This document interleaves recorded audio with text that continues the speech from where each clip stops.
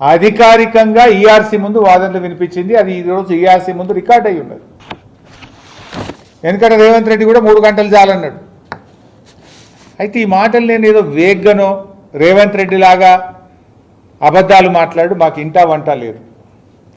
మాకు నిజాయితీ తెలుసు, నీతి తెలుసు, ఏది మాట్లాడినా పద్ధతిగా మాట్లాడటం తెలుసు, ఆధారాలతో మాట్లాడతాం, లెక్కలతో మాట్లాడతాం. రేవంత్ రెడ్డి లాగా బట్టగాల్చి మీదేయడమో అబద్ధాలు మాట్లాడి పబ్బం గడుపుకునే మాకు ఇంటా వంట లేదు. ఈరోజు రేవంత్ రెడ్డి గారిని నేను ఎందుకు అడుగుతున్న ఈ మాట అంటే, నేను ఛాలెంజ్ చేస్తున్నా రేవంత్ రెడ్డిని. నువ్వు 24 గంటల ఉచిత విద్యుత్తు ఈ తెలంగాణ రాష్ట్ర రైతాంగానికి ఇస్తేనే ఓటు అడుగుతా అని చెప్పు దమ్ముంటే, లేకపోతే ఓటు అడగను అని చెప్పు నీకు దమ్ముంటే.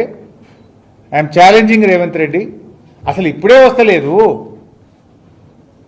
మీరు బాండి బిడ్డ, చాలు డిస్టర్బ్ చేయ, ఒకటి తీసుకొని పోవాలి, ఊకే డిస్టర్బ్ రా బిడ్డ. ఇప్పుడే రావట్లేదు. రాష్ట్ర రైతాంగానికి